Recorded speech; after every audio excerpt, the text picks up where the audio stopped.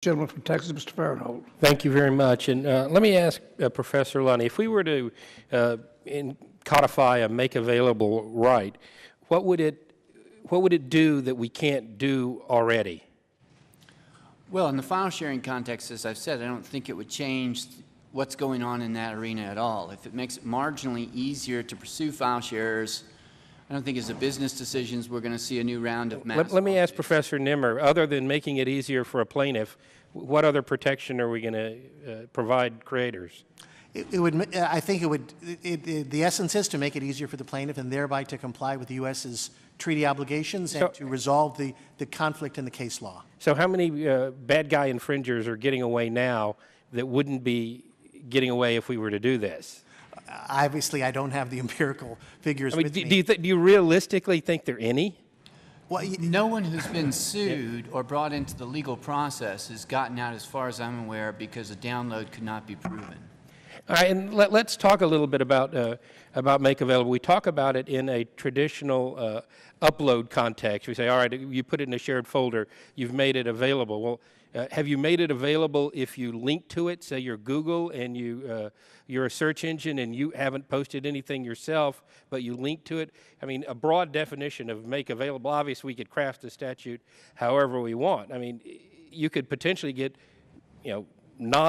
what I would consider non-guilty parties there. Professor Lunny? Well, the worst part in my mind is we wouldn't know. If you adopt a broad general making available right, we wouldn't know until we litigated it whether linking would be infringing. So would a broad make available right, if I took my copy of the latest Brad Thorne novel I bought and read and donated it to the library, would I then be making that available? And have we completely undermined the first sale doctrine there?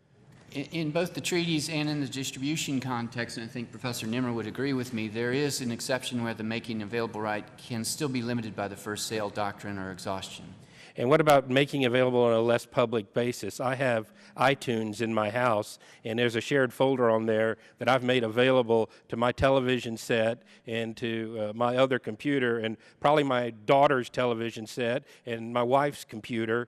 Where do you draw the lines within there? Good. The danger in here is in a standalone make available right. If Congress were to pass a new seventh right under copyright, which is making available all the dangers that you've cited would face us. However, I believe we can avoid all those dangers, including the danger of sharing with your wife and daughter, if we simply define the copyright owner's public distribution right to include making available. When you include your wife and daughter, that's not an act of public distribution, so you don't need to worry about the making I want to hit each of the topics here, so I need to go to Professor Schultz.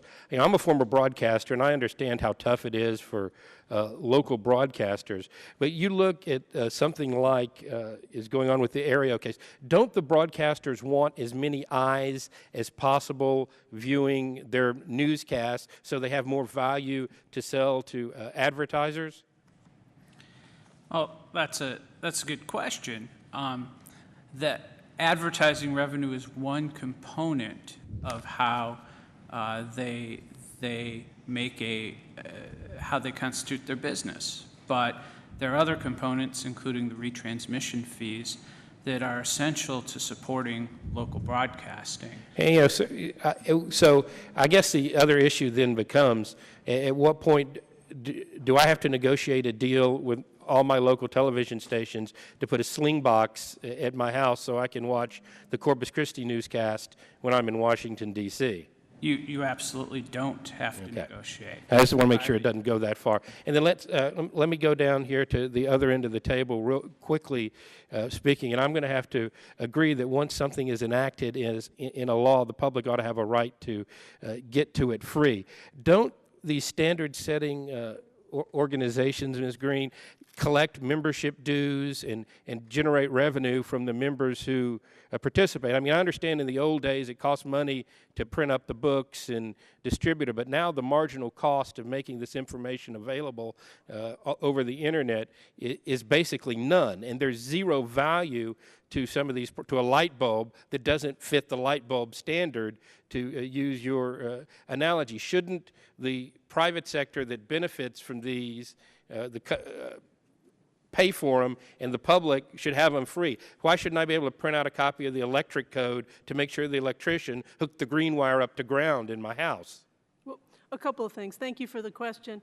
First, the SDOs have different business models.